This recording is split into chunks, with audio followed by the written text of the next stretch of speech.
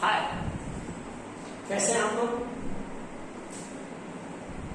आज फिर से आपका फिजिक्स फ्लेवर में स्वागत है। Warmly welcome. आई होप आप लोग हैप्पी होंगे, खुश होंगे, सेफ होंगे, हेल्थी होंगे और छुट्टियां एंजॉय करेंगे। चलिए, आज भी हम एक बहुत इंटरेस्टिंग टॉपिक लेके आए हैं जिसका नाम है इलेक्ट्रोस्टैटिक। और फिजिक्स के ऐसे ही इंटरेस्टिंग टॉपिक्स को एंजॉय करने के लिए आपको इस चैनल को सब्सक्राइब, लाइक और शेयर कर लेना चाहिए। अपने दोस्तों को बताइए। क्यों बताइए? This channel and platform is completely free of cost. Her competition के लिए जहां भी फिजिक्स आए उसके लिए ये चैनल आपका बहुत फ्रूटफुल है। चलिए, ये तो थोड़ी सी मार्केटिंग होगी। अब आते हैं पॉइंट पर। हमें आज पढ़ना क्या है, जानना क्या, what we have to discuss today in this lecture. In this lecture we will discuss the little 5 topics. One is what is the electrostat, charge, type, its properties, and also few more: electric force, electric field, Coulomb's law, and the application based on Coulomb's law. हम कोशिश करेंगे कि आज के lecture में इतने topic पर आपकी कॉन्सेप्ट को बनाने का काम करते हैं। तो चलिए शुरू करते हैं। इससे पहले आप चैनल को सब्सक्राइब और लाइक कर लीजिए, जिससे हम लोग आपके जो कमेंट्स होते हैं, आपके जो फीडबैक होते हैं, वो मुझे एनर्जी देते हैं। तो फटाफट like button, subscribe, share, comment. कोई टॉपिक अगर आप चाहते हो कि सर ये वाली टॉपिक एक बार पढ़ा दो, ये वाली मेरे को समझ नहीं आता, फट से लिखो कमेंट बॉक्स में कि ये वाली topic. I will deliver you the lecture, a gist of the concept that will help you to make your physics strong.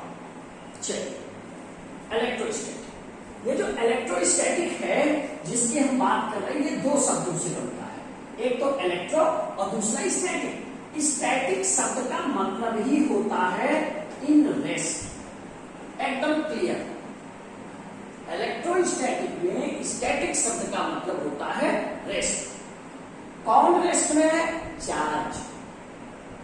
अब सवाल यह है कि अगर कोई चार्ज रेस्ट में है तो the branch of physics in which we study about the different properties and application when charge is in rest, that is electrostatic. अब बात समझे, क्या बोला हमने? चार्ज। अब सवाल होता है चार्ज क्या है। तो चार्ज को समझने के लिए हम बहुत डेप्थ में नहीं जाएंगे, क्योंकि हम सिर्फ उन बातों पर बात करेंगे जो हमारे कंपटीशन में यूजफुल हो सकते हैं, जो हमारे लिए फ्रूटफुल हो सकते हैं। हम पिन पॉइंट बात करेंगे। चार्ज क्या है? फ्रिक्शन इलेक्ट्रिसिटी पर हम आते हैं। मतलब 2 बॉडी को आप रब करोगे तो एक बॉडी से कुछ जो है कुछ, अब वो कुछ क्या है आगे बात करेंगे। वो कुछ जो है ट्रांसफर हो जाता है एक बॉडी से दूसरे बॉडी पर। When the 2 body rubs to each other, then the something is transferred from one body to another body. That something results a property, creates a property in that both object. कैसी property? Either of attraction, either of repulsion. It means the body get electrified. या बोलो body charge हो गई। यानी अगर ये एक body ए है और ये एक बॉडी बी है, इन दोनों को हम क्या करें? रब करें। जैसे जाड़े में रब करते हो, आप नहाने के बाद टॉवल से हेयर्स को रब करते हो। आप रब करोगे तो एक बॉडी से दूसरे बॉडी में कुछ ट्रांसफर होगा। ये जो कुछ है ये आगे चल करके हम लोग बात करेंगे, वो इलेक्ट्रॉन होगा। तो जो इलेक्ट्रॉन को लूज करेगा, तो यानी ए पर यहां एक नया टाइप का जो टाइप ऑफ चार्ज में ये पॉजिटिव हो जाएगा और ये गेन कर रहा है, इसलिए नेगेटिव। एग्जाम में यहां क्या आ सकता है? एग्जाम में ये आ सकता है, हम कैसे डिसाइड करेंगे कि किससे इलेक्ट्रॉन लूज होगा। इसके लिए मैं आपको एक शब्द बता देता हूं और वो शब्द याद रखना। वर्क फंक्शन, इसको फाइव से भी इंडिकेट करते हैं, कहीं कहीं डब्ल्यू से भी इंडिकेट करते हैं। ये वर्क फंक्शन क्या होता है किसी भी मेटल से इलेक्ट्रॉन को बाहर निकालने के लिए minimum required energy to eject out electrons from the surface of any substance. किसी सब्सटेंस के सरफेस से इलेक्ट्रॉन को बाहर लाने के लिए जितनी मिनिमम एनर्जी आप प्रोवाइड करते हो वही वर्क फंक्शन है। अभी सोचो दोनों को रब किया तो रब में वर्क है ना, तो वर्क एनर्जी प्रोवाइड करेगा और उस एनर्जी के रिजल्ट से इलेक्ट्रॉन टिंग टोंग टिंग हो जाएगा। और पहले किससे टिंग टोंग टिंग होगा? ए से, तो चल bye bye tata see you, A को छोड़ के चल दिया किसके पास? बी के पास। बी के पास क्यों? अच्छा लगता है। तो ए के पास वो पॉजिटिव हो गया क्योंकि ए का वर्क फंक्शन है phi A is less than phi B. इस केस जिसका वर्क फंक्शन जो है कम होगा वो इलेक्ट्रॉन को पहले ही यूज कर देगा और दूसरा गेन कर लेगा। एक सवाल तो ये एग्जाम में आ जाता है, मोस्ट इंपॉर्टेंट पॉइंट है, हमेशा याद रखिएगा किस पर पॉजिटिव आएगा? जिसका वर्क फंक्शन कम होगा। दूसरा, अच्छा इससे क्या इसके मास पे भी कोई असर पड़ता है?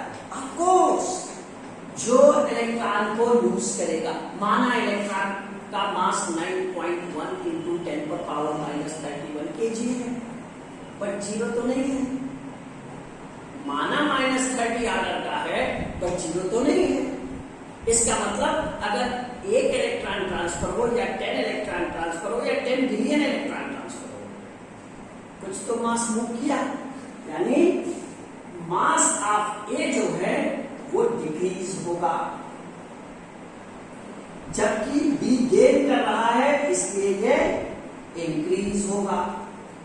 ये कैसा जवाब होगा? थ्योरेटिकल। लेकिन प्रैक्टिकली क्या जवाब देंगे हम?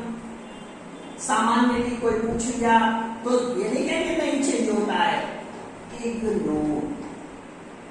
हम बोलेंगे कि ऐसा है, हम इसे इग्नोर कर देंगे। क्यों कर देंगे? 10 पे पावर -30 जो ऑर्डर है वो कितना कम है, तो क्या करोगे इतना कम जान करके? इग्नोर कर देते हैं। बट अगर कोई पूछे नहीं घटेगा बढ़ेगा इस पे बोलो, तो बोलना पड़ेगा। तो जिसने इलेक्ट्रॉन को लूज किया उसका मास डिक्रीज हो जाएगा, जिसने गेन किया उसका मास बढ़ जाएगा।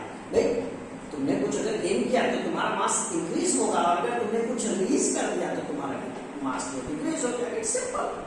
चलिए, तो मैंने आपको इलेक्ट्रोस्टैटिक बता दिया, चार्ज बता दिया, टाइप्स बता दिया। टाइप में दो है जी, एक है पॉजिटिव चार्ज, एक है नेगेटिव चार्ज। कौन पॉजिटिव और नेगेटिव सारी बातें होगी। अब हम आते हैं एक और टॉपिक पे, और उस टॉपिक को आगे बात करते हैं property. That's very important, note कर लिया होगा आपने। देखो ना, ये बहुत इंपॉर्टेंट है और ये बात करते हैं प्रॉपर्टी। देखो चार्ज की 3 प्रॉपर्टी होती है, 1 बाय 1 बात कर लेते हैं। पहली प्रॉपर्टी होती है एडिटिव। एडिटिव मतलब एडिशन। दूसरी प्रॉपर्टी होती है कंजर्वेशन। तीसरी प्रॉपर्टी क्वांटाइजेशन। कहीं कहीं यस लिखा होता है, कहीं कहीं जेड लिखा होता है, इसलिए इसको बहुत ज्यादा आपको परेशान नहीं होइएगा। हर बुक में अलग अलग दिया होता है, फीलिंग इसका जो है उस पर बात करेंगे। एक और है जिस पर मैं बात कर लूंगा, जिसका जो एडिटिव का रिवर्स है वो है डिस्ट्रीब्यूशन। इस पर भी बात हम करेंगे। हालांकि हम जब बुक में देखते हैं तो ये 3 आता है, लेकिन मैं थोड़ा इसका रिवर्स डिस्ट्रीब्यूशन भी आपको बता दूंगा क्योंकि आगे के टॉपिक में इसकी जरूरत पड़ती है। सो हियर एडिटिव का मतलब the net charge on a body, Q net, total charge. Q जो है वो हम चार्ज को इंडिकेट करते हैं। एक चीज और भूल गए, चार्ज की जो यूनिट है वो कूलम होती है। अच्छा, इसकी 2 और यूनिट होती है, इलेक्ट्रोस्टैटिक यूनिट ESU, और एक और होती है इलेक्ट्रोमैग्नेटिक यूनिट EMU। तो ये चीजें भी आप जानते रहिएगा। इसकी कुछ यूनिट्स होती हैं जिनके बारे में, क्योंकि कई कंपटीशन में जो यूनिट्स हैं ये पूछे जा सकते हैं। कूलम्स है, फिर जो है ESU है, या Franklin is also the unit of charge. तो क्यू नेट कितना होगा? टोटल चार्ज को आप ऐड कर दोगे। कैसे ऐड करोगे? एलजेब्रिक। एलजेब्रिक का सेंस आप समझते हो, with sign, plus minus, like that. Conservative, whatever, neither be created nor destroyed, ना तो क्रिएट होगी ना डिस्ट्रॉयड होगी। It means what? जब दो बॉडी को तुमने रब करा, एक से दूसरे पे ट्रांसफर हुआ है, लॉस या गेन नहीं हुआ, यानी जितना पहले था अभी भी उतना ही है, बस इतना है इस कमरे में पहले 5 लोग थे, दूसरे कमरे में पहले 6 लोग थे, अब 6 में से 2 इधर चले आए तो इसमें 7 हो गया, उसमें 4 बचा। अभी भी टोटल 6 + 5 ही अवेलेबल है, या 7 + 4 अवेलेबल है। यानी एक कमरे में, इस पूरे कमरे के 2 ब्लॉक में, एक में इलेक्ट्रॉन एक से दूसरे में चला गया, बस। यानी कंजर्व होगा ये। इसके तो बहुत खूबसूरत एग्जाम्पल हम दे देते हैं आपको, जैसे याद होगा केमिस्ट्री में बहुत पॉपुलर आप पढ़ते हो Na+Cl- दैट इज NaCl। अभी देखो लेफ्ट में टोटल कितना है, +1 and -1, net is 0, and RHS में अगेन 0। आप इसी तरह से रेडियोएक्टिविटी का एक्सप्रेशन लिख लो। यहाँ एक बहुत अच्छा एग्जांपल आता है जो एग्जामिनेशन के लिए होता है, वो होता है पेयर प्रोडक्शन और पेयर एनिहिलेशन। पेयर प्रोडक्शन और दूसरा होता है पेयर एनिहिलेशन। एनिहिलेशन का मतलब क्या होता है, एनिहिलेट का मतलब जुड़ना, और प्रोडक्शन का मतलब आप जानते हैं, यानी एक फोटॉन जो है, ये फोटॉन में लिखना एनर्जी, इलेक्ट्रॉन प्लस इलेक्ट्रॉन का अपोजिट पॉजिट्रॉन, और electron plus positron both will generate the photon. ये 1 और 2 के चक्कर में नहीं पड़िएगा, वो एनर्जी की बात है, बस सिर्फ इतना समझना है कि फोटॉन जो है इलेक्ट्रॉन और पॉजिट्रॉन को जब रिजेक्ट देगा तो दैट इज प्रोडक्शन, और दो मिल गए यानी एनिहिलेट हो गए, that is this. So LHS और RHS दोनों जगह जो टोटल चार्ज 0, नेट चार्ज 0 है। तो ये कंजर्वेशन का एग्जांपल है, ऐसे बहुत सारे एग्जांपल कंजर्वेशन के लिए आपके डेली लाइफ में है। क्वांटाइजेशन बहुत इंपॉर्टेंट है। क्वांटाइजेशन क्या बोलता है, क्वांटाइजेशन कहता है कि किसी भी बॉडी पे जो चार्ज होगा वो इलेक्ट्रॉन के चार्ज का मल्टीपल होगा भी क्यों ना। बिग चार्ज का रीजन क्या था, ट्रांसफर, 1 इलेक्ट्रॉन 10 इलेक्ट्रॉन या 10 billion electrons. So 10 billion electrons, either 10, 100, 1000, million, whatever the value of electron, number of electron, but that will be integral multiple of electron. This property is known as quantization. Quantization का मतलब है कि मतलब electron का जो charge है ना उसका मल्टीपल ही होगा। क्यों? क्योंकि जा तो इलेक्ट्रॉन ही रहा है, तो चाहे 1 इलेक्ट्रॉन जाएगा तो 1 इलेक्ट्रॉन का चार्ज उस पर अरेंज होगा, अगर 10 इलेक्ट्रॉन जाएगा तो 10 इलेक्ट्रॉन का चार्ज उस पर अरेंज होगा। यानी जो चार्ज होगा वो इलेक्ट्रॉनिक चार्ज का मल्टीपल ही होगा, that is quantisation. Plus minus due to the nature. N is what, integer. Distribution, ये ना मैंने बोला इसको थोड़ा समझते हैं, डिस्ट्रीब्यूशन का मतलब क्या है। डिस्ट्रीब्यूशन का मतलब है कि मान लो एक बॉडी पे चार्ज है और 2-3 बॉडी और आप लाए उसको टच करा दिया उसमें, तो क्या होगा, इस बॉडी का चार्ज सब पे उनके चार्ज डेंसिटी या कैपेबिलिटी के अनुसार डिस्ट्रीब्यूट हो जाएगा। ये डिस्ट्रीब्यूशन का भी एक पॉइंट है जिस पे न्यूमेरिकल कई आ जाते हैं कि एक चार्ज बॉडी ए थी, बी अनचार्ज थी, आई ए पे टच हो गई फिर वापस वहीं चली गई, तो बताओ उसके बीच क्या फोर्स होगा, क्या what ever that like question. जब हम फ्यूचर में क्लासेस में बात करेंगे तो हम आएंगे ऐसे क्वेश्चंस में। बट थीम क्या है कि अगर 2 बॉडी को कांटेक्ट में लाओगे then charge will redistribute, total charge आएगा फिर उनकी कैपेबिलिटी के अकॉर्डिंग वो रीडिस्ट्रीब्यूट होगा। This is the point. So this is the basic property of the distribution. यानी हमने इलेक्ट्रोस्टैटिक पढ़ लिया, हमने चार्ज के टाइप और प्रॉपर्टीज पढ़ लिया। अब हम आते हैं फोर्स ऑफ फील्ड पर। मुझे लगता है आप इसको एक बार नोट कर लीजिए। एक छोटा सा क्वेश्चन लिखना छूट गया, उसको ये समझ लो, ये इलेक्ट्रॉन चार्ज का इंटीग्रल मल्टीपल है। इंटीग्रल मल्टीपल है यानी किसी बॉडी पे 1.3 इलेक्ट्रॉन होगा क्या, नॉट पॉसिबल। फ्रैक्शन कैसे होगा, इंटीग्रल मल्टीपल है। दूसरा एक और क्वेश्चन आ सकता है कि क्या किसी बॉडी पे जो चार्ज है वो लेस देन इलेक्ट्रॉन होगा क्या। बोले इसका एग्जांपल ले लो यार, ले लो। अभी ये क्या है, लेस देन इलेक्ट्रॉन है, इलेक्ट्रॉन का चार्ज -19 होता है, इट इज लेस -20 है, तो ये भी पॉसिबल नहीं होगा। नो, क्यों, क्योंकि इलेक्ट्रॉनिक चार्ज से कम है। तो ये जो पार्ट है this is also very important. I hope property, charge, field, इनके बारे में आपको एक अच्छी समझ हो गई होगी and really you are enjoying this lecture. Comment box में कैसा लगा यार? फिजिक्स ना फील करने वाला विषय है। फील लाइफ में आइसक्रीम ही से फील नहीं होता, फिजिक्स में फील होता है। बस ना डूब के खाइए, मजा आ जाएगा। चलिए, फोर्स एंड फील्ड, दो चार्ज है, let is 1 and let is 2। इनके बीच की सेंट्रल डिस्टेंस r है, तो इनके बीच फोर्स कितना लगेगा? तो कूलम ने बताया कि जो फोर्स लगेगा वो चार्ज के प्रोडक्ट के डायरेक्टली प्रोपोर्शनल होगा, इनके डिस्टेंस के इनवर्सली प्रोपोर्शनल होगा, और अगर हम दोनों को जोड़ दें then it will be q1 upon q2 upon r square and a constant will be introduced 1 upon 4 pi epsilon naught k. This is the constant q1 q2 by r square. This expression is the result of the Coulomb's law.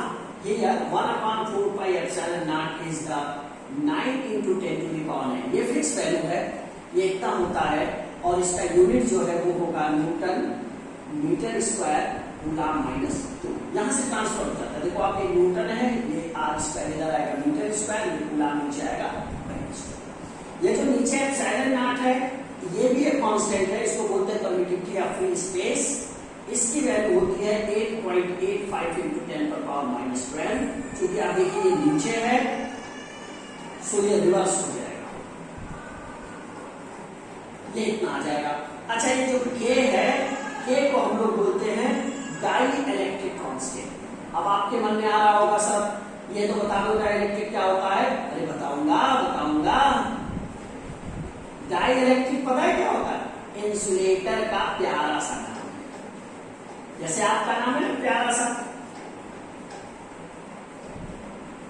Baby, Raju, ऐसे होता है ना प्यारा सा नाम, बस ऐसे प्यारा सा। तो 1/4 पाई एप्सिलॉन नॉट के हो गया। अब ये डाइलेक्ट्रिक कांस्टेंट की वैल्यू भी है, सिर्फ बातों में मत खो, यहां भी खोना है। फिजिक्स है, मन लगाओगे तो मन लग जाएगा। इससे अच्छा, इससे पसंदीदा, इससे स्टनिंग, इससे ग्लैमरस, इससे ग्लोइंग और इससे गॉर्जियस कुछ नहीं। तो k की वैल्यू कितनी होगी? k की वैल्यू 1 होती है एयर के लिए या वैक्यूम के लिए। k की वैल्यू 81 हो जाएगी वाटर, आइस के लिए। k की वैल्यू 6 होगी माइका के लिए। ऐसे ही k की वैल्यू इन्फिनाइट होगी कंडक्टर के लिए। ये सारा ना वी हैव टू रिमेंबर, जरूरत के लिए। एक इंटरेस्टिंग बात बताऊं, कई बार कंपटीशन में बीएचयू में भी आया है, और even that you don't think ये नेट जेआरएफ में भी आ गया, सीएसआईआर में क्या आया? आ गया, यू कांट बिलीव कि 1/4 पाई एप्सिलॉन नॉट, इसको हम लोग बोलते हैं कूलम कांस्टेंट। इसकी एसआई और सीजीएस वैल्यू का रेशियो कितना होगा, दैट इज। अब पता है आपको इसकी सीजीएस एसआई वैल्यू तो आपको पता है, मैंने बता ही दिया यहाँ 9 into 10 to the power 9, unit छोड़ देते हैं अभी। सीजीएस वैल्यू होती है 1, एकदम दिमाग में हमेशा बना के रखो, इसकी सीजीएस वैल्यू 1 होती है। तो आंसर कितना आ गया पता है? 9 into 10 to the power 9। और ये सवाल आपका लेक्चरशिप में भी आया है, बीएचयू में भी आया है, रिसर्च के एग्जाम में भी आया है कि इसकी एसआई और सीजीएस वैल्यू का रेशियो क्या होगा। एक और बात बताऊं, ये जो फोर्स है ना, ये k पे डिपेंड करता है, रेसिप्रोकल। और k क्या है ना, डाइलेक्ट्रिक कांस्टेंट, ये मटेरियल पे डिपेंड करता है। यानी इनके चार्ज के बीच में जो मीडियम है ना, इसका डाइलेक्ट्रिक कांस्टेंट है k। और जैसे जैसे उसकी कंडक्टिविटी बढ़ रही है, डाइलेक्ट्रिक कांस्टेंट की वैल्यू बढ़ती जाती है। कंडक्टर में इन्फिनिटी है, यानी दो चार्ज के बीच फोर्स जो है वो मीडियम पे डिपेंड करता है। जरा ग्रेविटेशन याद करो, सिमिलर था न्यूटन्स लॉ। वहां तो मासिक पार्टी के बीच का फोर्स मीडियम पर इंडिपेंडेंट था, यहाँ मीडियम पर डिपेंडेंसी है। तो ये बात याद रखने लायक है। अच्छा मान लो क्वेश्चन देता हूँ, ये क्वेश्चन भी आपका कंपटीशन में आया हुआ, नीट में आया है कि दो चार्ज है, उनके बीच का फोर्स F है, पूरे सिस्टम को पानी में डाल दे, बताओ फोर्स क्या हो जाएगा। It's very simple question. There is a system of charge, two charges having the force between them is F. What will happen if the whole system is immersed in the water? पूरे system को पानी में डाल दिया, अभी force क्या होगा? Don't mind, ये सारी वैल्यू सेम रहेंगी, सिर्फ k की वैल्यू बदल जाएगी। यानी जो न्यू फोर्स होगा वो होगा ओल्ड फोर्स अपॉन k, यानी ये 1/80 टाइम्स डिक्रीज कर जाएगा। अब ये सब क्या क्वेश्चन, ये पता होगा आपको, ऐसे सोचना पड़ेगा, तब जाके नीट IIT UPTU BHU और नेट JRF करते हैं। और ये तो PGT में भी आया है, PGT में भी आया है, बहुत अच्छे सवाल है। डिफरेंट यूनिवर्सिटीज के जो आपके एंट्रेंस एग्जाम है उनमें ये सब क्वेश्चन आते हैं। तो मुझे लगता है कि आपको ये चीजें समझ में आई होंगी कि ये क्या। अच्छा फोर्स क्या होता है जी, वेक्टर क्वांटिटी होती है ना, तो यहाँ डायरेक्शन भी आएगा। ले लो यार, अगर ये चार्ज सेम नेचर का होगा तो दूर जाएगा, रिपल्सिव नेचर। तो समान विचार वाले कहाँ है, एक साथ होते, तो पढ़ने वाले बच्चों को देखा है एक साथ आपस में एक दूसरे की टांग खींचते रहते हैं। 2 नंबर अगला दोस्त आगे पढ़ के सारी दोस्ती तेल दे, मैडम सर जी ये हमसे 2 नंबर ज्यादा कैसे पा गया, इसको इस सवाल में आपने 3 नंबर दे दिया, मुझे कैसे 2 नंबर दिया। हो गई दोस्ती, हो गया सारा प्यार, गोली मारो, फिजिक्स प्यार है। तो ये बात आ गई जी, बहुत इंपॉर्टेंट। अभी मैंने फोर्स बता दिया, अब थोड़ी फील्ड पे ले लो, फील्ड की भी बात समझ लो, थोड़ा सा कॉन्सेप्ट देखो। फील्ड जो है ना, आपने अभी सपोज करो कोई सामान खरीदने का है, समर का मौसम चल रहा है, तो क्या सबसे अच्छा लगता है? मैंगो। मैंगो क्या है? किंग ऑफ फ्रूट्स, फलों का राजा। और आजकल तो मैंगो आप जानते हो, वो जापान वाला मैंगो 2.5 लाख में एक मैंगो, मस्त आइडिया। चल गया, फील्ड पे आते हैं, इलेक्ट्रिक फील्ड। वरना तुम लोग मैंगो मैंगो खेलने लगोगे, और मैंगो का मतलब ही होता है मैंगो। चलिए इलेक्ट्रिक फील्ड, इलेक्ट्रिक फील्ड क्या होता है पता है? ये एकदम पर्टिकुलर जो बता रहा हूं, एकदम मस्त हो जाओगे। ये रेट है, तय करे फोर्स, इलेक्ट्रिक फोर्स का रेट है। यानी अगर कहीं कोई चार्ज है Q और इससे एक थोड़ी दूरी पर एक टेस्ट चार्ज, इसको टेस्ट चार्ज बोलते हैं, यानी जिसका खुद का अपना फील्ड ना हो, टेस्ट चार्ज को नाट है, तो फोर्स कितना होगा? Q upon 4πε0 kr²। अभी ये तो फोर्स हुआ, this is the force for Q0। तो फोर्स फॉर 1 यूनिट के लिए कितना हो जाएगा?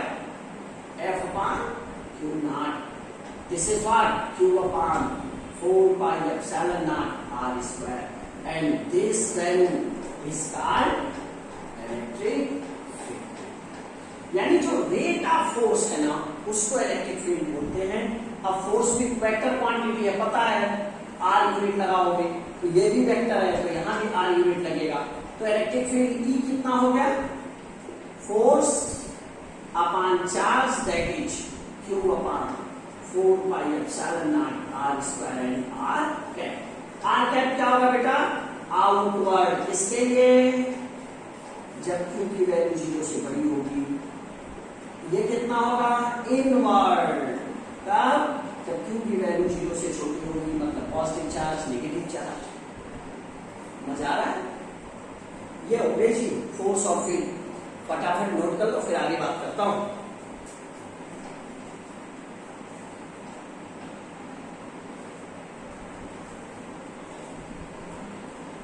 तो मुझे लगता है कि आपको फोर्स, फील्ड और कूलम्ब्स लॉ तक की कुछ बातें समझ में आई होप।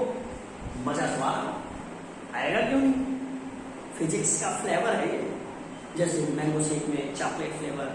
आप बर्थडे मनाते हो, happy birthday to you. Vanilla, black forest, flavour है ना, फिजिक्स का फ्लेवर है। तो ये हो गया outward inward field force Coulomb's law. ये है ना, ये वाला लाइन कूलम्स लॉ।